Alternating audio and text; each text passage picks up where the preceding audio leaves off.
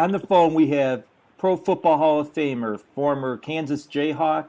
He played for the New York Yanks in professional football, the Cleveland Browns, the Redskins, and Seahawks. Pro Football Hall of Famer Mike McCormack. How you doing, Mr. McCormack? I'm fine, David. Thank you. We're from Chicago. I see you were born in Chicago. How does a guy from Chicago end up in Kansas? Well, my parents happened to be in Chicago at that time, but my mother was from Kansas City, so she prevailed, and I was taken to Kansas City when I was about 2 years old. Now, I'm a Missouri graduate, so I have a question. You're a Missouri graduate? Yes, sir. Okay. Don't hold that against me. I won't. I understand the proximity of Kansas City to Lawrence, Kansas, but how did Don Farrow not get you to go to Columbia, Missouri? Well, I really don't know. Don came down and offered me a scholarship, but so did George Sauer from Kansas, and I think it was the proximity of Lawrence to Kansas City. It's only 40 miles, where it's about 150 to Missouri. What was Kansas football like back then in the late 40s? Well, I played 48, 49, and 50. At 47 was my freshman year, but freshmen were not eligible. We could not play anything, even freshman ball. So we were the Big Six in 47, the Big Seven in 48, and the Big Eight in 50. So we grew, but at the same time, that whole time we were called, it started off with Oklahoma and the Seven Dwarfs.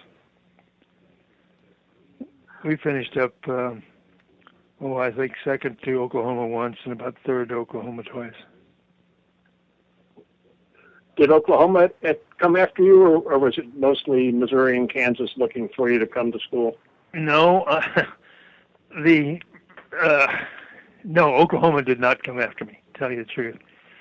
Really, I think what generated, I had several offers, none from Missouri or Kansas, until it was in the paper that Bear Bryant invited me down to Kentucky.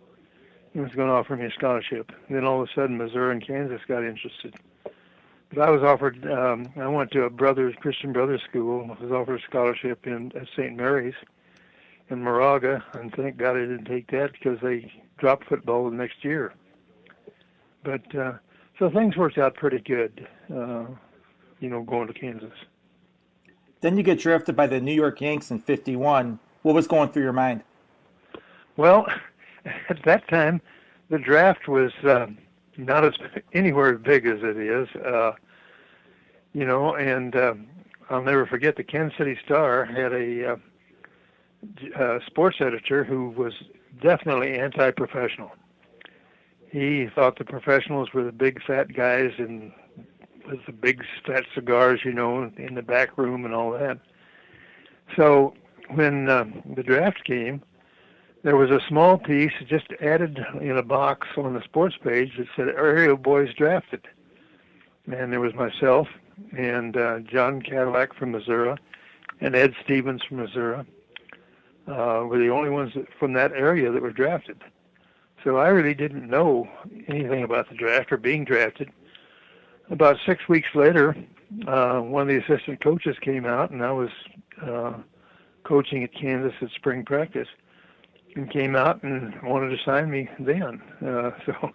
And I really, pro football was not what it is today.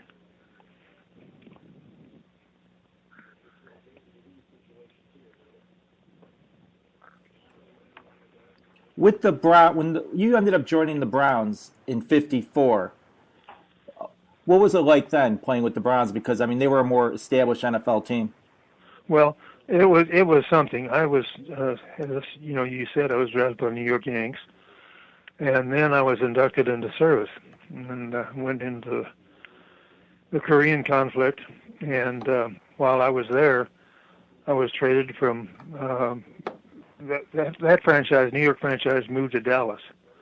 But I never played in Dallas, and then Dallas folded, You know, they became a ward of the league, and then they became the Baltimore Colts in '53. And I was traded from Baltimore to Cleveland in '53. And so while I was in service, I heard the Cleveland-Detroit game on Armed Forces Radio, where Detroit came from behind and beat Cleveland. And I had just been notified that I was Cleveland's property at that time, and so I took interest in that game. And then a year later, I was out of service and joined the Browns. We won the world title. Now, when you say you were traded, what you didn't say was, at the time, it was the biggest trade in NFL history. 15 players involved in that trade, and one of them being Don Shula. Yeah, that's true. Don and I still laugh about that, because he went from Cleveland to Baltimore. And I tell him, well, all five of the Colts who were traded were Don Colo and John Pettibone, Herschel Forrester, and myself. We played for the Browns, and only Bert Retcheshire and Don Shula and Art Spinney. Only 3 of the 10 players that went from Cleveland to Baltimore played. When you were at the Yanks, your teammate was what, Art Donovan? Art Donovan and I were teammates, yes, there. And in fact, 3 of us were single, Art, Don Colo, and myself, and they called us the Big Three, and we kind of hung around together and just everything. And Art Donovan, of course, was, you know, the son of the famous fight official referee, and had a home, and we would go up to his folks' home and have dinner several times. And Art was from New York, like you said, and he knew that town. He knew what? He knew that town backwards and forwards. He knew where to eat, where to go. That's right. He sure did. He was quite a team. We had a lot of good guys. Buddy Young was on that team. George Taliaferro.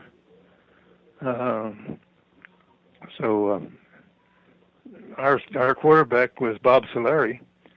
George Ratterman had jumped to Canada the year before I got there, but then he came and joined us with the Browns a few years later. Now, you get to Cleveland, and Paul Brown's the coach. Yes. What was he like? Well, I've been associated with 3 great coaches, Paul Brown, Vince Lombardi, and George Allen. All 3 of them were entirely different. Paul was a teacher. He relied on teaching you everything. I mean, every year for the 9 years I was in training camp there, we would start off about stance and how to drive off the stance and the steps to take and this and that. And he was, in my mind, he was a great teacher. Vince Lombardi was a driver. I mean, he actually made you think. He worked you so hard, he made you think you were better than any other team. And then, of course, George Allen relied on experienced veterans, the old-timers. And he wasn't much of a teacher, but they all 3 were successful. When you joined the Browns, I mean, you had Otto Graham playing his last season. What was Otto like? Otto, Otto came back in his last season was 54. Then he came back in 55. He had made Paul a promise that if they needed him, he would come back one more year. So in training camp, we were 0-6, and so Otto joined us, and we won the title in 55, as we did in 54. But he was a great athlete. He was a great athlete. He's quite a tennis player, good golfer, almost a scratch golfer, and plus he could throw the ball extremely well. He was a great teammate. In that 55 champion, now, your claim to fame was being an offensive tackle, but you started out on the defensive line. Well, now you have to go back almost to New York. The New York Yanks were owned by what was their name? great Miss America singer, Kate Smith and Down Topping. And they gave it up. So during that season, we wound up starting with 32 players, and we wound up with 23 because they knew the hobby law was going into effect for them for 5 years, and they hadn't made any money for 5 years. So they sold the club to the Miller brothers, but they weren't going to add any more players than necessary. And I wound up playing, I'd say, 7 games, both as a linebacker and an offensive tackle, because we cut down that many players. And I had played both ways in college. And so when I joined the Browns, Bill Willis, who's also a Hall of Famer, retired. And so Paul asked me if I'd play the middle linebacker, well, what amounted to middle linebacker, nose tackle, but would drop out a lot of times in pass coverage. And I said, yeah, I enjoyed, playing defense. In fact, I played defense on goal line stands and that for quite a few years. And then in the NFL championship game in '54, you steal the ball from Bobby Lane, the quarterback on the Lions, set up an early touchdown, and you guys, end up 56-10 winners. I would imagine that was one of the highlights of your defensive career. Oh, very definitely. There was that was one. It was great. And the one time, Paul, let me go back and talk about Paul Brown.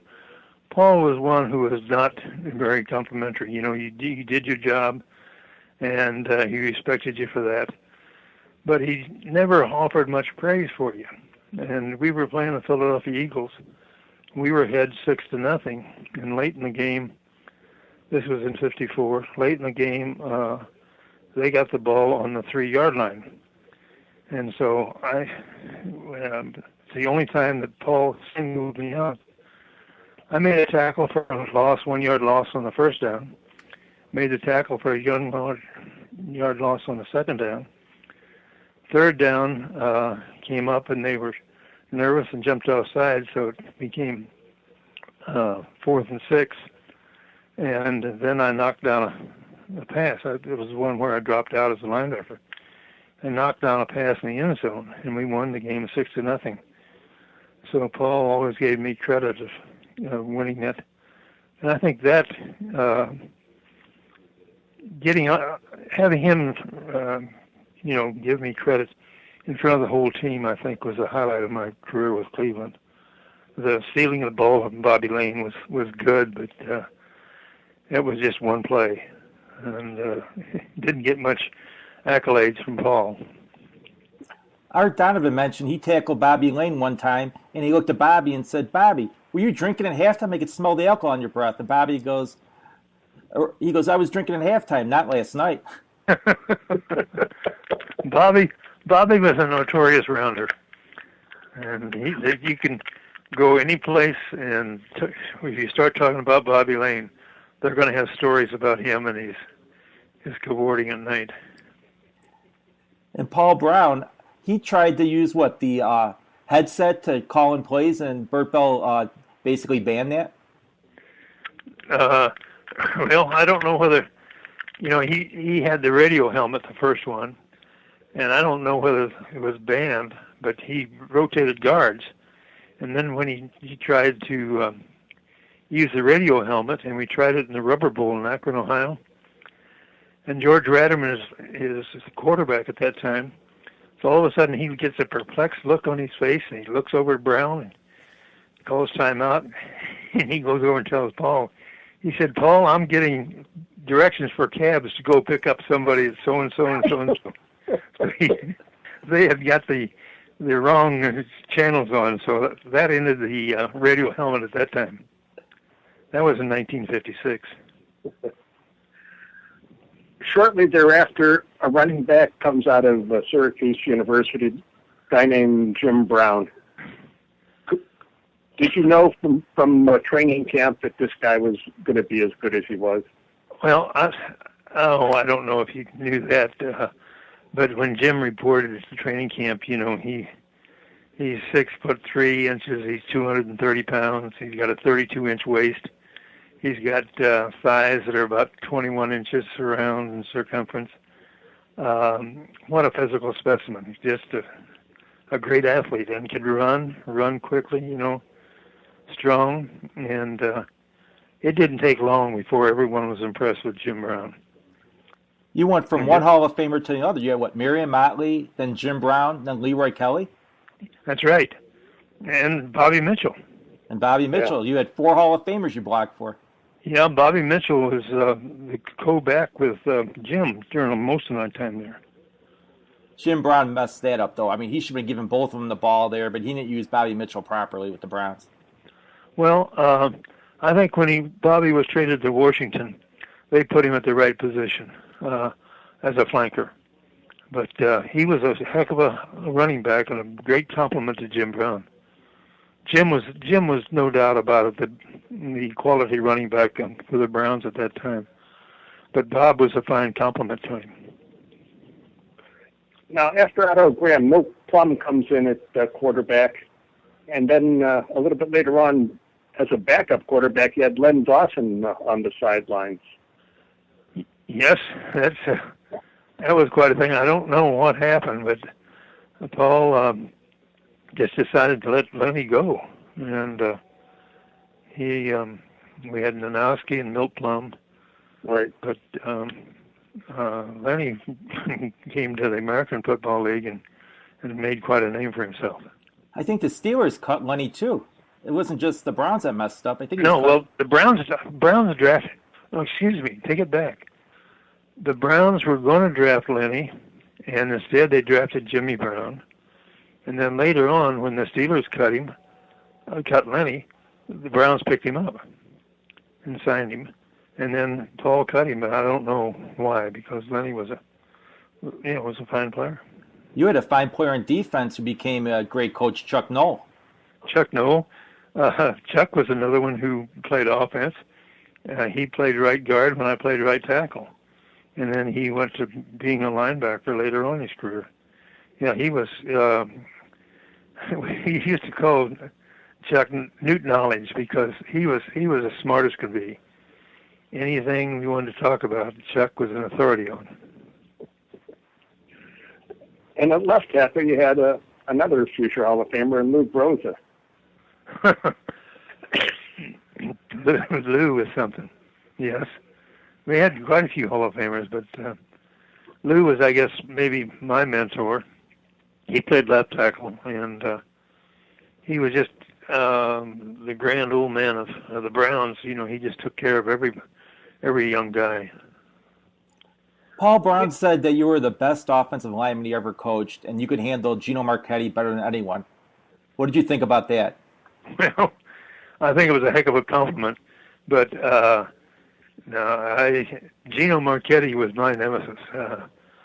I had to go back. I said the time I was singled out earlier in the Philadelphia game, but we played the Colts in Cleveland, and after the game, Gino had a field day. He really played well, and afterwards there was again a time when Paul looked at me and he says, Michael, he said, the game you played the other day, I hope your parents didn't see that. They would really be embarrassed.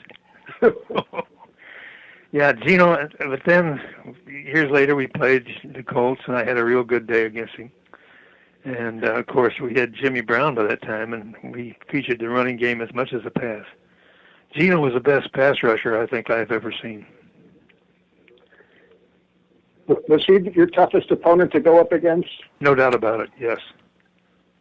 He was tough. He just had long arms, and, you couldn't get to his body. He just kept you away with his arms. Now, I played against Deacon Jones, but when Deacon was just a rookie, and he had the same thing, but I learned to be able to handle that, and I had a pretty good game against Deacon, but only played against him one time. I retired then, and he went on to a great career. And Bob Lilly wasn't too shabby either.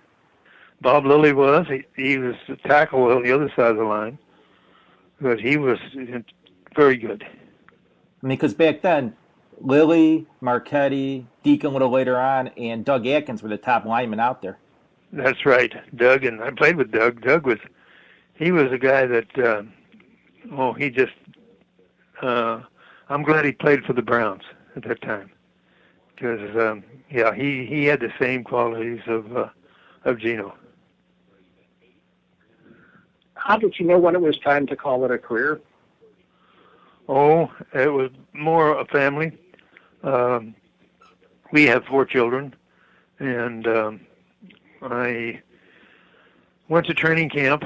There was no maternity leaves for players. I went to training camp during, my wife had our first girl. We had 2 boys and then a girl. And they were all born in the summer. And so I told her when she got pregnant again with our baby, I said, I won't leave you, and she was born in August. So I just decided that was time. You went into coaching, and then you became a GM first with the Seahawks. What was that like? Because the Seahawks were a new team back then. Well, yes, it was quite an experience. And I credit the Nordstroms for that, because I felt sure I could do the football end of it, but they named me president and general manager. And I was worried about all the business details and things like that. But they said that based on their store experience, they wanted store managers, they wanted merchandisers to run their stores. So they wanted a football guy to run their football team. And so I was, pleased with that, and that they had that much confidence in me. And things just went well. I was fortunate enough to hire a great coach in Chuck Knox, and the rest is history.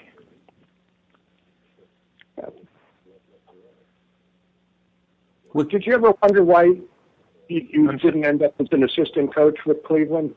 I'm sorry? Did you ever wish that you had been able to coach at Cleveland? Never thought about it, to tell you the truth. I went into coaching when Otto took the Redskin job, and Otto asked me to join him because I had been coaching in the the college all-star game with him, and we hit it off as far as being former teammates and that. And so when he asked me to join him, I didn't think a thing about it, and the staff at Cleveland was fairly well set.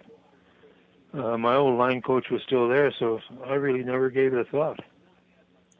Then you went to Carolina when it was a new franchise, and you built that up, and you were in the championship game. The NFC championship game. What, your second or third year? Second year. In the second year, that was happenstance. A great Jerry Richardson when I was in Seattle. Jerry Richards came back and he asked if he'd, like to talk to the department heads, because Seattle was the last expansion franchise before they were going to expand this time in 1995. And I said, fine. And so Jerry spent about 3 days with us. And then he left and thanked me, of course.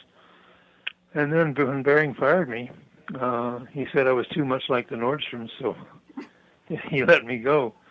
And Jerry called. He said, Mike, again, I want to re-thank you for, allowing me to come up and visit with all your department heads and this and that. And he said, I came back and told my partners that we were going to, go for the expansion team. He said, but the only problem was I knew the guy that I wanted to run it, but he already had a job. And he said, you don't have one now, so will you come down?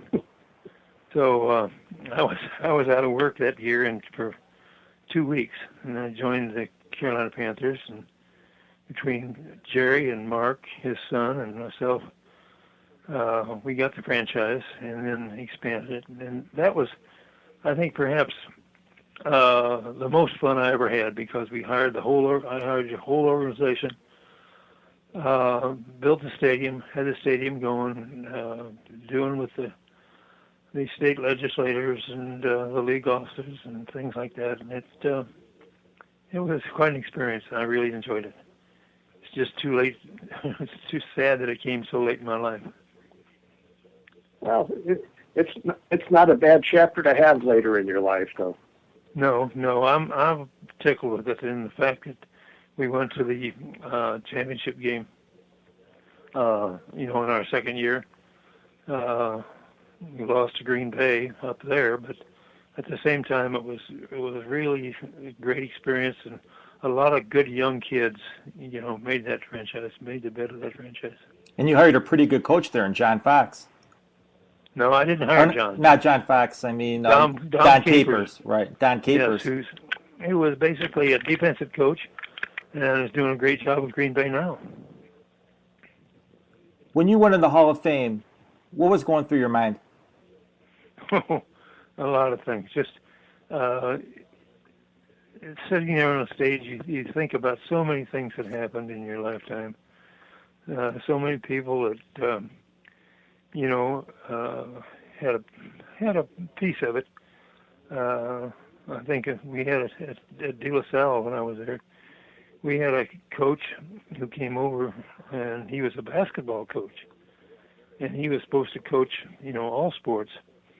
And I'll never forget him saying, "Mike," he said, "I don't know a damn thing about football." He said, "But I can make you run and make you a better athlete." He said, "If you do my basketball drills." So I can remember skipping rope and doing things like that for Larry McKeever.